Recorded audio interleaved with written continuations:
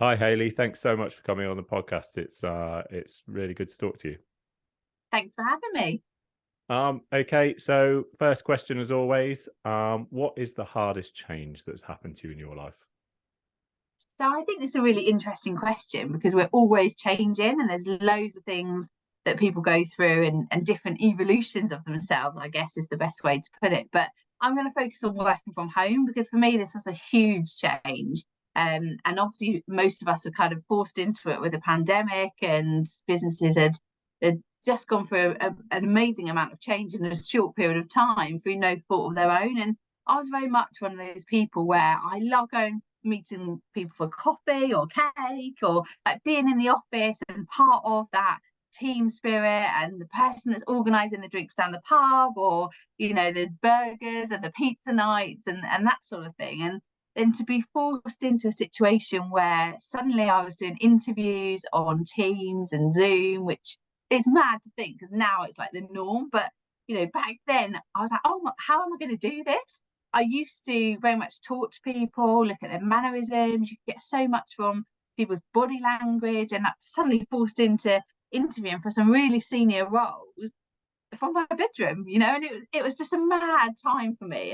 And really kind of, I felt quite lonely and kind of isolated initially. I know a lot of us kind of went through that journey at the time, but it was just such a big shift change to, going every day, being very much a routine person, going to the gym at a certain time, getting up, working, to suddenly working from home and doing everything in my computer. And I think probably I didn't quite get the balance of that right. I just focused everything on work and it kind of all absorbed me, to be honest with you, and whether that was because COVID, there wasn't really much else to do, or whether that's just my personality, because I'm kind of an all in, all blazing type of person. And I desperately needed that human interaction. And, I'd be booking Teams calls all over the place, like back to back. And actually thinking, do you know what? I'm not really remembering what people are saying here. And I got to a point where I was like, look, I need to find a way of working this out. And actually now I'm very good at kind of booking a meeting, giving myself half an hour to take my notes, to digest everything, to, really get to grips with what I've listened to and what I've learned, and not have the TV on in the background with, trashy TV that's playing as just sort of a distraction. But for me, it was a big shift change in terms of how I work and what it looks like, and just that day-to-day processing really. And how do you still get the social element of things? And certainly I think we've probably got a better balance now, well I have anyway, in terms of going into the office a couple of days a week and booking meetings with people so they're kind of clustered in an area, and I'm not traveling to like Manchester or Scotland and then booking people in continuously in that period of time. So it's probably given me a much better balance in life, but it's definitely been an interesting shift change for me. So the topic of working from home comes up a lot when we're having these conversations. And one question I guess I never ask, and it only just came to me, is would you go back to the 5 days in the office if COVID had never happened, if you could wave a magic wand? I don't think I'd go back to 5 days in an office in London. I think I would probably go back to, if I could have an office kind of in a smaller commute, closer to my house, 4 days a week, I probably would go back to that. Because I do think there's certainly people that are younger in their career, they are missing out a lot of that development and that knowledge sharing, which I was really fortunate to have early in my career. And when I kind of look back now and my career has been an interesting one. I've kind of moved sectors, I've moved jobs, I've moved companies, worked, in a various different ways. And I just think I was so lucky and so fortunate to have learned everything I learned at such a young age. And my early career was in the rugby football union, and that was an all embracing job. You're there every day, you live it, you breathe it, you then do the event days and you see the results. And I did a lot of work around kind of coaching and schools development. So you see a physical product, but you're there every day. You're part of that team. You're learning from people. You're learning coping mechanisms. You're learning how they deal with it, even how they talk to an audience. And I think if I hadn't got that earlier in my career, would I be where I am now? Maybe not. So I do think it's really important for us to kind of pass our wisdom on to the next generation. And the only real way of doing that is in person, because over Teams, they just can't get that. They can't get, you know, how I deal with stuff, how I react to things on a day-to-day basis. And I think that's really interesting balance that people need to get to, really. How do you get that culture? How do you get that learning for people when you're working from home all the time? And do you think, obviously you talk to candidates on a regular basis, do you think they understand that? No, I think some do. I think it depends on the industry that you're working in. You know, some people really understand that actually their job is to be there. You know, obviously I've recruited in student accommodation. I do a lot of work in schools and higher education, and those people appreciate that there's a value to them being on site. You know, they are there for a purpose and, you know, as a reason. But it is really difficult to attract staff, and it does really reduce the candidate pools if you suddenly say it's 5 days a week in the office or it's 5 days a week in the school, and people are like, oh, actually I don't want to do that, or the commute's too far for me, or it doesn't quite work. And that's where you've got the challenge, because there's a certain type of person that likes being in 5 days a week versus people that want to work from home. And it it depends how you really want to attract candidates and what your kind of purpose is, really. I think it is very challenging when you have, particularly, let's look at schools, for example. You know, teachers have no choice. They have to be in school Monday to Friday, 9 till 3:30. So then if you start letting your estates professionals, your IT professionals, your HR professionals work from home 1 day a week, that really puts a disparity between those professional services. And it makes a challenge for those people to work together because they're not on an even playing field. And that's where you get unbalance, and it's really difficult to bring those teams together and create a unified culture.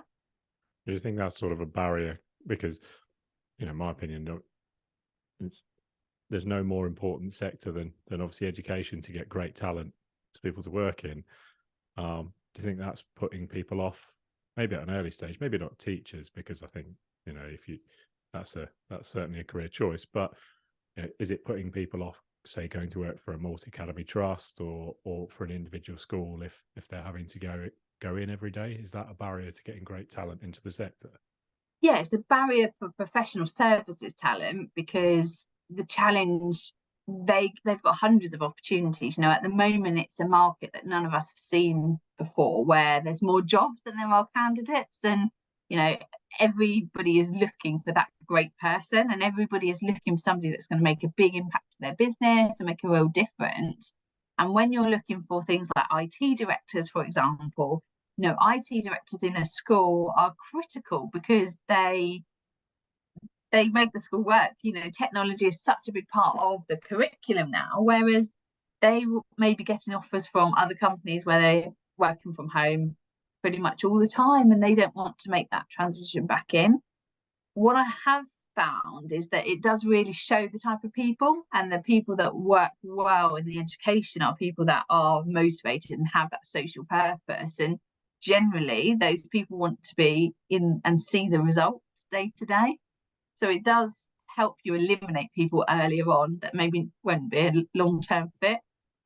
No, that makes sense. And I think, talking of obviously people moving and thinking about making a change, certainly in their career, or, you know, they're not particularly happy in their current role, you know, what sort of signs do you think people should look out for that, you know, think they may be ready to make a move?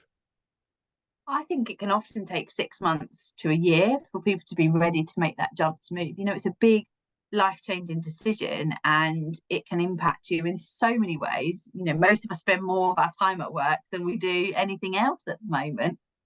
So it's, how do you get that balance? And you know yourself, but it can take a while to see it. You know, it's around that kind of burnout feeling where you're just on that hamster wheel going round and round, or you're just really not engaged with what the company's doing, or you just really, you feel like you're not listened to, or you're kind of invisible is the key one that I hear a lot. You know, I just feel like my ideas weren't being heard, or I'm invisible, or I'm just in that kind of churn, etc. I think you get different types of people. You get some people that are really settled, you know, they are able to do jobs for a long term, be in a consistent environment, which is fine.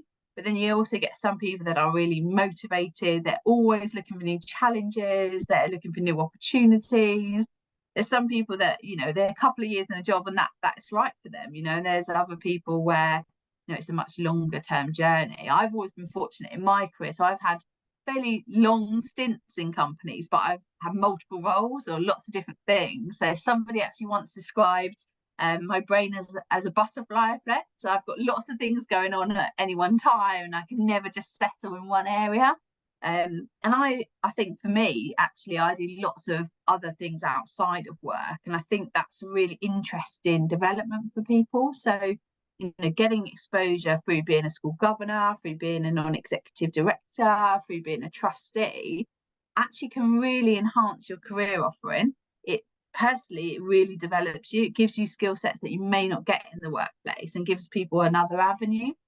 And really interestingly, the other day, I don't know if you read it yet, the 100-Year Life. It's a book that somebody recommended to me to read around the next generation of people will live to 100. Our children, the people in school at the moment, they will exceed 100 if we don't, to be honest with you. And if you're going to live to 100, you're going to have multiple assets to your life. So you're going to have multiple careers, you're going to have multiple friendship groups, traumas, celebrations, etc. And we need to get into a process where we start looking a bit more holistically at that. So it's not about having a career for life anymore. It's about having transferable skills that can move into other industries. For example, I know I've listened to some of your other podcasts around people moving from hospitality and student accommodation. Well, they can move again. You could be a business manager at an academy trust. It's still customer focused. You're still on that journey of education. There's lots of things that are transferable from one industry to another. And that's what I think at the moment, a lot of companies are not very good at. They ask for a person within that industry that is an expert in their field. But actually, if you've got those basic principles, can you move over? Can you then bring something really different into the organisation? And I think actually we need to get to grips with not saying that careers are for life anymore. It's about utilising the whole of everybody, their whole selves, and whether people are learning new skills, whether they're non-exec directors, whether they just have the right attitude and the right fundamentals to make a jump into a new sector. Yeah, and I guess obviously finding those people that want to constantly learn, and maybe clients aren't necessarily looking when they receive a CV, or they're having a conversation with candidates, particularly if they're doing recruitment themselves, is looking at those extra skills and that people have developed outside of work can add so much value, and I wonder how much emphasis is being placed on that when a client receives a CV of a candidate, or perhaps they're just looking for experience in the particular sector. And another thing that interests me very much about recruiting is how you, as expert recruiters, identify future stars.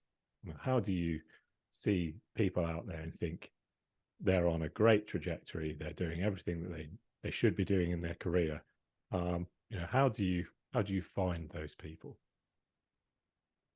I think because obviously a lot of my work's been with the more kind of senior people that are more established in their career, it's difficult to know that, because actually you're looking for key qualities, and every time we're doing a search or a process, we're looking for those competencies that clients have asked us to look for. But the normal traits are around leadership. How is someone able to lead a team? Are they able to motivate, to mentor, to check and to challenge? Do they have that professional credibility? So are they able to talk confidently?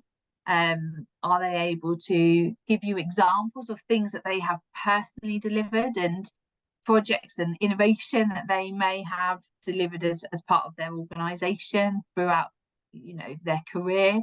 You're looking for people that are very humble, people that accept that they've been on a journey themselves, that have that human touch to them, that are highly emotionally intelligent, you know, able to understand the room, understand the situation, you know, and that does change because it's slightly different depending on the type of role you're looking for. For example, if you're looking for a finance director, you're looking for somebody that is high attention to detail, you know, very, very thorough in their approach, that has that mindset, that is analytical, that but yet is able to translate that into a human way of working, because not everybody can understand the numbers or the analytics. So it does depend a little bit on the type of role that you're recruiting for.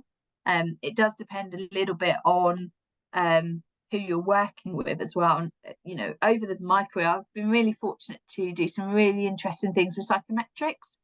So I was working with one student accommodation provider actually many years ago, and we did a bit of a trial where we ditched the CV, which was revolutionary, and I think probably opened up some of the candidate pools they may not have explored before. So we looked at the person's emotional intelligence, so whether they were able to communicate with students, whether they had an understanding of, you know, various customer service, you know, engaging with people, whether they had a motivation to work and to want to exceed.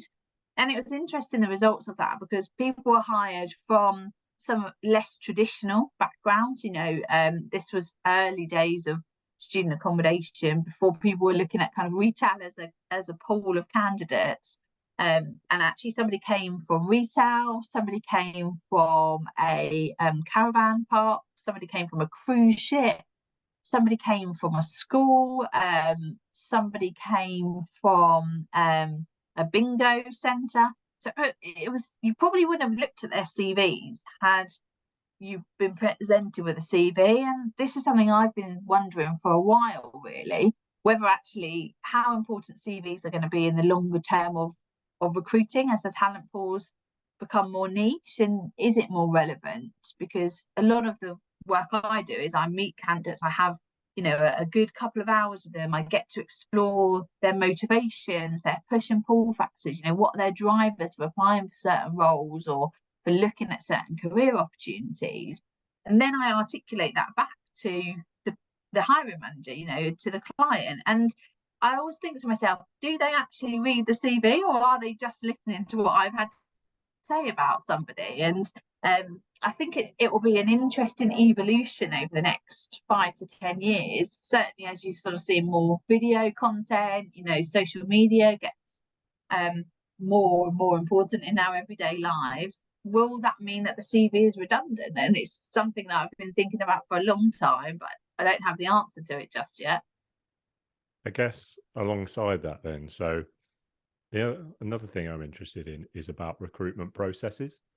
So, you know, I'm having hired many people over the years, have 1-2 stage interview processes, and then make a decision. Hopefully you've got a good panel of decision makers that, you know, have different exposure in the business, so they see it from different angles.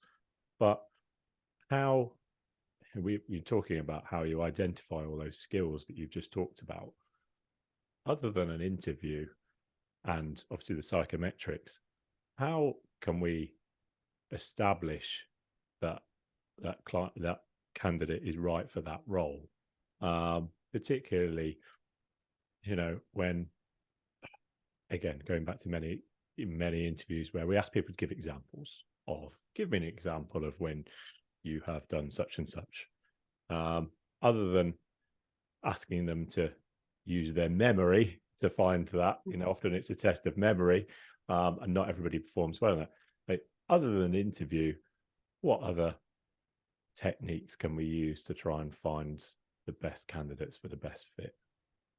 So I am a huge fan of kind of informal coffee chats, and I think even if you've got 2 people that have come through a panel stage interview, it's worth just meeting them again, you know, one-on-one or in a smaller session, and just learning a bit more about them as a person, you know, what motivates them, what their interests are outside of the competency-based interview. Because once you've gone through a competency-based interview, you understand they can do the job, etc., then it really comes down to that cultural fit.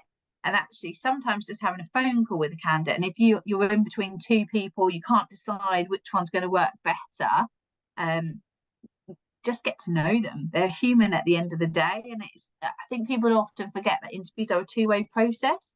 You're selling your role as much as the candidate's selling their skill set.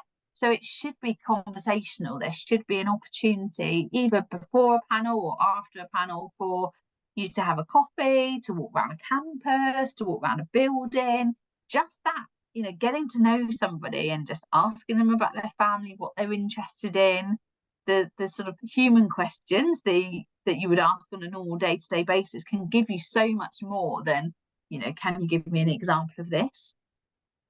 I guess then it still comes down to a bit of gut feeling when you meet someone. Is that fair to say? Once you've been through a process?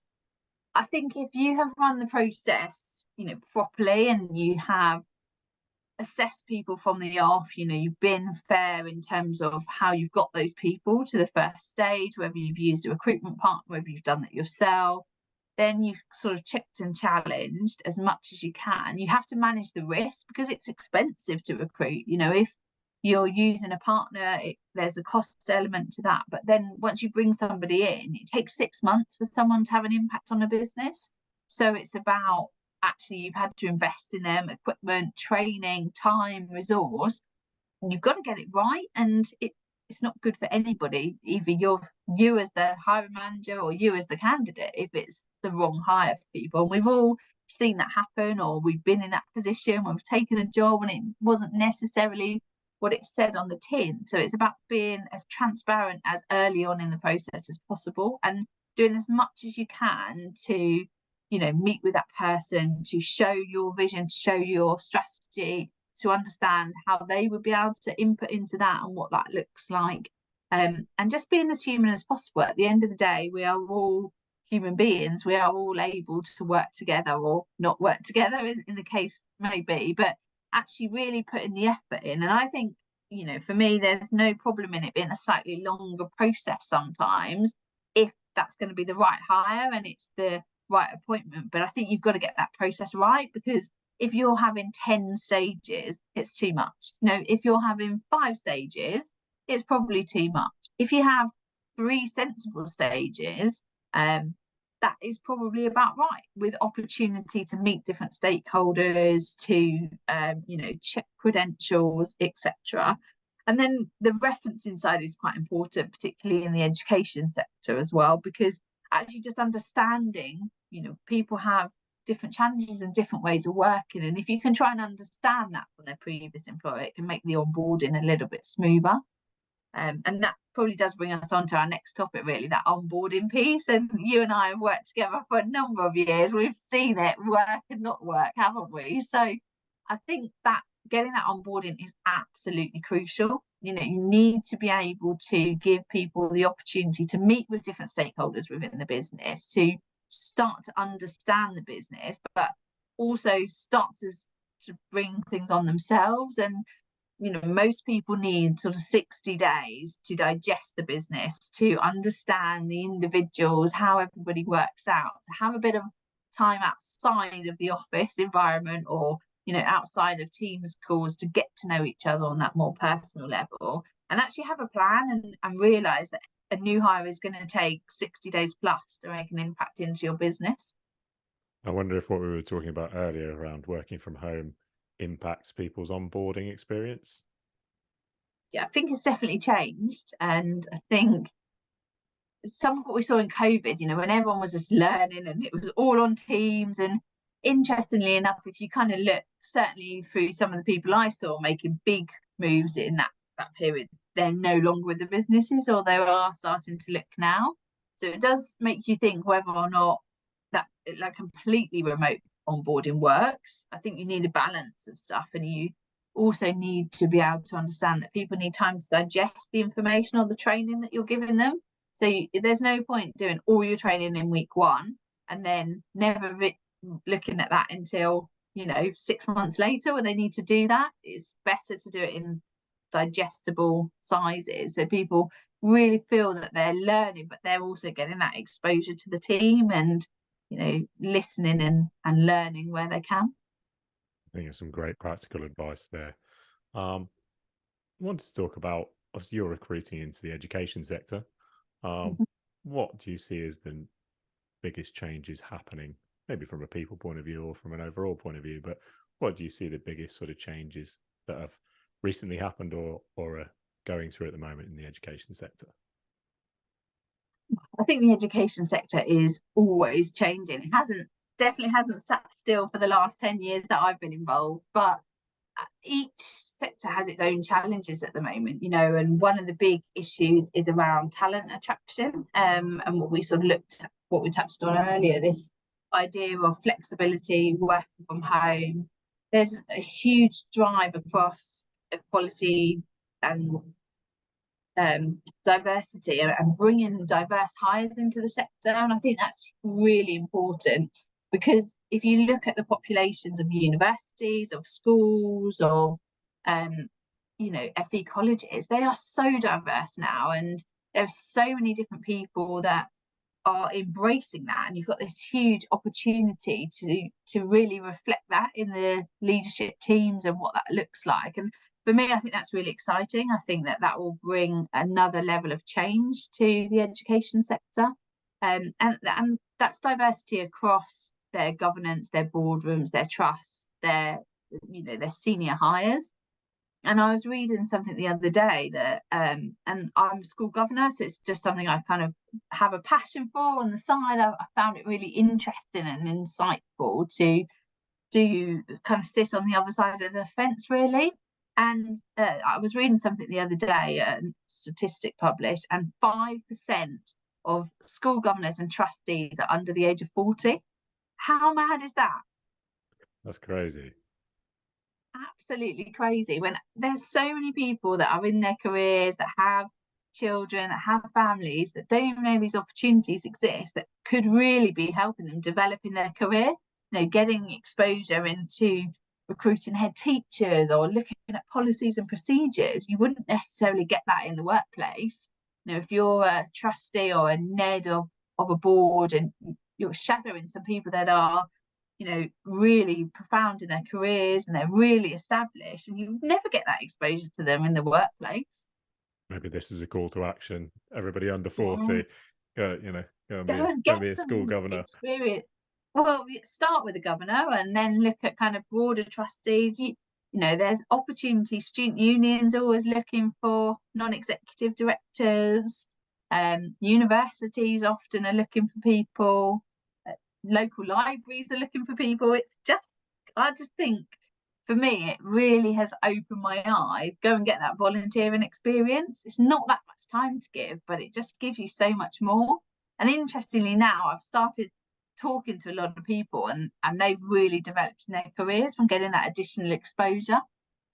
So you've recently made a change, and you're in the business of helping people make a change in their career. So talk to me about your experience from moving on from a role that you've been in for a very long time. Yeah, it was a big change for me, to be fair. And I just got to a position where I didn't think I was necessarily learning anymore, and I think I was probably also working too much. I didn't have the balance between work and everything else. I think I was trying to be a superhero almost, and doing everything and not necessarily having that break. And one of the most interesting things for me, so I took 8 weeks off earlier in the year and just had kind of, went to Spain, I went down to Weymouth, you know, really just enjoying myself. And I've never been one for taking long holidays, or I don't think I've even had a 2 week holiday ever, which is really a sad thing to admit, isn't it? But there we go. And just having that 8 weeks off and being able to kind of do yoga in the afternoons and hang out with my friends and just have time when my brain wasn't kind of always working, and you know, just learn some stuff about yourself. So I actually did some kind of sound therapy, which was amazing, and I highly recommend it to everybody that wants to. Mel Luazi is definitely someone you should get on your podcast. But she actually does sound therapy, and it was one of the most interesting things for me. And you kind of are there and you think, oh, this is all a bit mad at first, but you kind of get this opportunity to rebalance your body, and it was just amazing how I felt so good after it and so energized, and I just wouldn't have had time to explore things like that before. So having that time off was huge for me, and just gave me that opportunity to kind of reset and to re-energize my body. So I definitely recommend to people, if you've been in a job for a long period of time, having that time in between to kind of process and almost get out of the habit of thinking about work all the time, that your brain is just fully engaged, and it takes a bit of time to leave one organization behind and have that kind of gap to start a new organization. I think for me, I was really nervous about it at first. Is it the right thing to do to move on? I'm really established. Everybody knows me. I've kind of been quite out there as a person. Is it the right thing to do? Interestingly, I spoke a lot to kind of my friends and my family, and I couldn't make the decision just necessarily on my own, which is, I think you almost need to check and challenge. And I'm one of those people that almost needs validation from other people to make those decisions. But yeah, I made the move, and it's been really good so far. Really, I'm really pleased that it's something that I took the time out and I was able to start in a positive place. I guess I'm interested in, obviously, you discussed that decision with family and friends. Did they all tell you to make the leap, or was there anyone Yeah, that said yeah. don't? No, they all told me to make the leap. And one of the things is interesting, it was a friend of mine. She was just like, look, I'll be honest with you, you're all into one thing. You're one of those people where you get all into everything, and you're kind of an all or nothing type of person, and you want to be involved in loads of stuff. And she's like, you've just kind of lost your sparkle. You just need to kind of have some time out, reset, and just be back to being you, like have that kind of sparkling element. And yeah, so I think for me that was a big wake up call, because she was just like, look, just do it. You tell people to do this all the time. You're always giving people advice, and you've got an opinion on everyone's career and life, etc. And you've seen so many people do it. Take your own advice.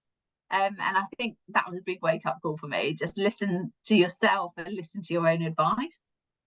I think one thing I've learned from having these conversations and working with, talking to people in recruitment like yourself, is sometimes we don't get to know the recruiter very well. It's all about the candidate and finding out about them. So one thing I was interested about to talk to you about was, prior to being in recruitment, you worked in sports development, and then shift into recruitment. How did that happen? Oh, always by accident, isn't it? So, and this is what I say, I do feel quite humbled that I had such an interesting career so early on. I didn't go to university in the traditional way. So, I kind of just landed a role in the Rugby Football Union, initially kind of on an interim contract. And it was a really small operation at the time, not the kind of global business that it is now. And, I was fortunate. I was young, I was keen, I put my hand up for anything. I got to do loads of different things, working across kind of HR projects and major events, some like competitions that are running in schools and are still running now. And I just feel I was really fortunate about that. And I actually just put my CV on a big job board, one that we'll all know. And they phoned me up and they're like, we're really interested in people that have got a background in sport, or that have worked in this type of role. They make excellent recruiters. Come and have an interview. So I went to a big high street company and just had this assessment day, which was a really peculiar and one of the most, I even look back on it now and think, what on earth? Like, it was a whole day in central London, and you were assessed, but they asked strange questions, and things that you wouldn't necessarily ask today in this kind of modern working world. Anyway, I got the job. They were like, right, it's fine, come and start here. So I was in my late 20s. I came into recruitment a lot later than some people. I was in an office, and I was like, oh, fine, I'm really good at talking to people. I love getting to know people. And for me, it was like a matching game at first, because, you know, there's a high volume of candidates. You're kind of sending them out in the local area, and lots of kind of entry level roles. So I did that for a year or so. And then I just thought to myself, there's got to be a better way. Like, I'm just meeting so many people. I'm kind of sending them out into the kind of local community, and then the numbers, half of them are getting placed. And I just was frustrated. I just didn't think it was the right thing. I also wanted to do more around the kind of mid-management, senior management, executive appointments. So I moved to a small kind of boutique search firm. And, you know, I was really fortunate there that I had the opportunity to grow and develop in lots of different marketplaces. So initially was working with sort of senior interim executives, so sort of placing those professionals into the higher education sector, and then had the opportunity to move into student accommodation. I think that's probably where we met about 9 years ago, which is a scary thought, isn't it? We were all younger and had more hair then. But, you know, I was very fortunate that I got to sort of start up a student accommodation business and do a lot of work with, at the time, you know, PBSA was really new. Universities didn't necessarily buy into it. There weren't the candidates available that there are today. You know, it still wasn't an established provision. And so, yeah, a lot of work there, and kind of moving people, and started at sort of the mid-level, working up to the really executive appointments. And you know, some of the people I've been able to work with or place, you know, they've really been amazing people, and they've had such a passion about driving change and that student experience side of things. And then I was fortunate that, you know, I was able to expand and look and work across independent schools and education. And that for me was a real eye-opener, because they're very similar in terms of, and people think, what, you're mad? But actually there's a real crossover between what independent schools are doing and the journey that higher education's been on over the last 10 years. And I've always had this thing in my head, and whether or not I'm a little bit insane, but I think that you can transfer very easily from a university into an independent school. And over the last sort of 5 years, I've done a lot of work at starting to move people from the independent from higher education into independent schools, and then from independent schools over into academy trusts, and just opening up those connectivities between education is something I've been really passionate about. And that's definitely what I'm doing at the moment, is connecting those people. Because actually, if you're running a commercial operation in the university, you can run a commercial operation, or be a bursar or a COO in an independent school. You know, it's a really logical step. If you've been a director of estates, you can be a director of estates in an independent school. You know, it's logical. And IT, admissions, HR, all of those sort of professional services. And I'm just really interested in working with people that want to make a difference, and organisations that have a social purpose to them. The other thing I know about you is you're a bit of an adrenaline junkie. Definitely a bit. As I said to you before, I think I've got this butterfly effect brain, where I like to do loads of different things and kind of take it off the bucket list, really. So I've done things like skydiving. I've done about 10 skydives now, which is mad, really. Abseiling. So I've abseiled off the O2. I've abseiled off Twickenham Stadium. What else? I ran the marathon, which was something. It was the most amazing day, and I do recommend to everybody run a marathon, because especially London, it was iconic, it was amazing, and you meet people that are on a journey and doing it for so many different reasons. But I don't think I really ran it. I mean, my time was pretty much 6 hours, if I'm honest with you, because I spent more time talking to people on the journey on the camera than I actually did running. And I didn't do any training, and I wore brand new trainers. And I'll be honest, someone had to give me a vodka shot halfway round, but you know what, I did it, and it was something that it was an amazing day, amazing experience. And for me, it's just about doing those things. Like, you get one life, and you just need to be able to kind of release. And I think I'm quite an intense person, that I'm just all like I'm all in or I'm not in. And if I'm all in, I want to do everything to the best of my ability. I want to be involved in stuff. You know, I always want to do a good job for people. I'm really conscientious, but at the same time, I'm really competitive. So it's an interesting balance.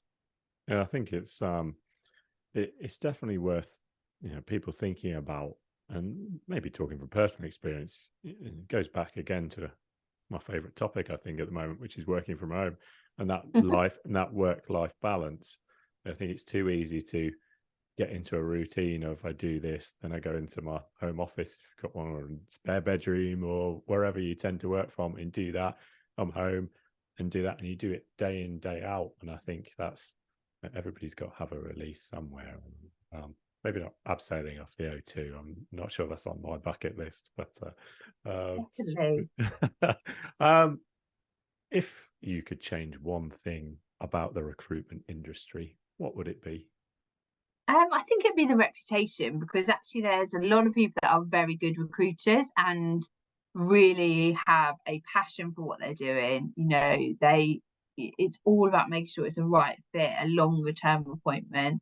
But there's unfortunately still this reputation that it's not a professional sector, and that, you know, there are unfortunately different models and people working in different ways, you know, that do tarnish the reputation. You know, there is still this reputation of some people that unfortunately ruin it for everybody else. And I just wish that people would realise that it's actually a very professional, you know, it's that there's a lot of work that goes into recruiting the right people, and to headhunting, and to certainly into a search process. You know, the work that goes into that should be recognised, and almost it needs to be professional, like it is for HR or like it is for kind of finance. Should be a recognised sector.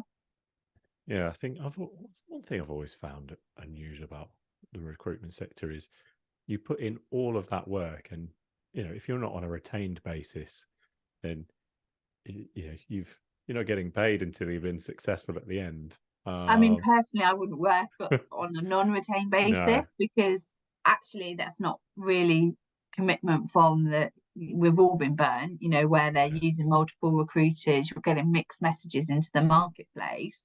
For me, it's about working as a partner to an organisation. So it is about that retained basis. It's about how you market them, how you attract candidates, the message that you give when you're engaging people. And what people should realise is that recruiter is a reflection of your business. You know, they are actively going out there and getting you the best talent. So you need to make sure the messaging is right, that they understand your culture, that they understand the role, that they understand the parameters around it. So I wouldn't work any other way, because actually I feel I add a lot of value by the service that I offer, by how I'll understand the role and understand the complexity. And you know, I know you've definitely been through a few of my processes, and I am tough on people, but that is for the right reason, because actually I want a placement that's going to last, and people that are going to come back to me, and people that are going to continuously work with me, whether that's be as a candidate or a client. Maybe that's the other thing we should try and change, is just work on a retained basis and partner up with a Yeah. really great partner. Yeah, you don't need to work with.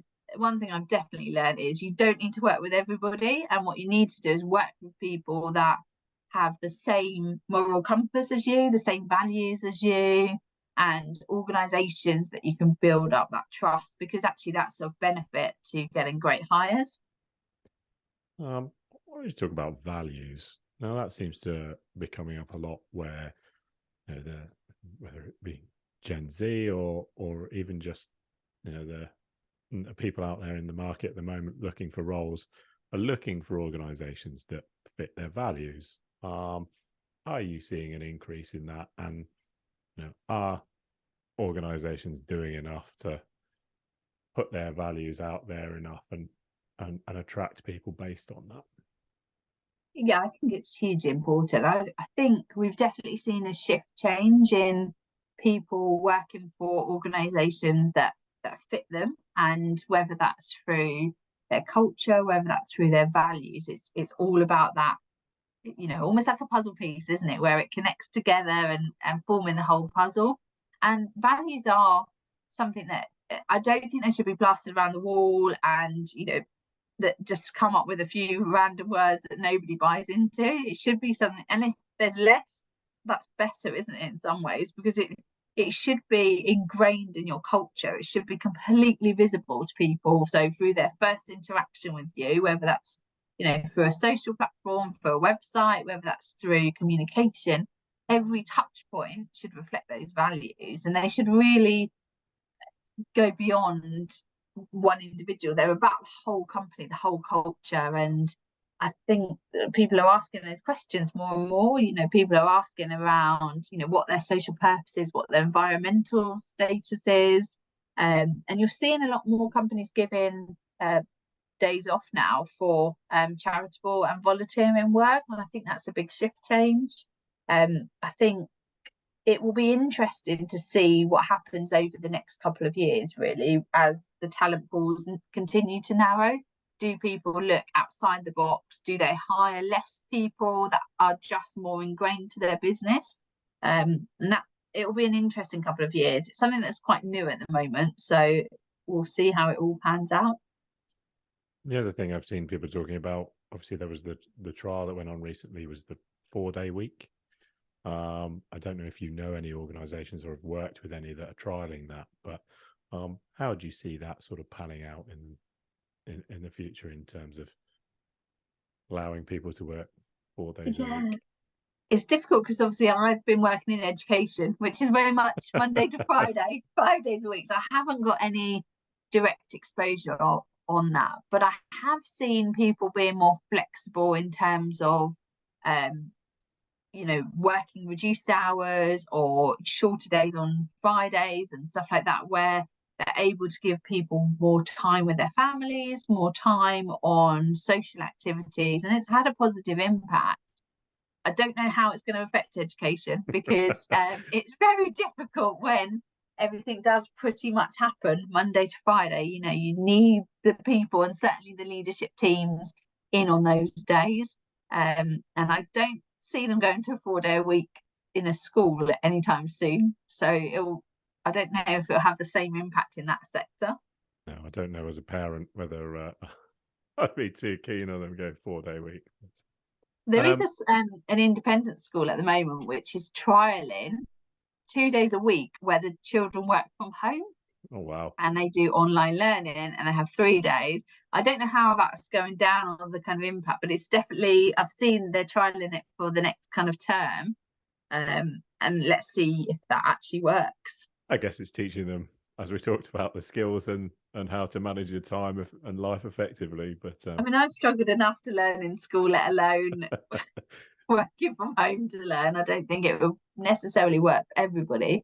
But I think this comes back to looking, you know, we've got to a stage where we realise not everybody's the same, and there's a lot around neurodiversity at the moment and how different people interface with different ways of learning, and it should be a lifelong learning journey. Whereas previously, I think we very much thought, look, we go to university, then we're kind of done, we've checked out, etc. But it will be interesting to see how they adapt education for different styles of learning, and that's the journey which I'm most interested in at the moment. And whether that is online, whether that's in person, smaller groups, more practical learning, you're certainly starting to see an understanding that there isn't a one-size-fits-all approach, which is probably where we've been previously.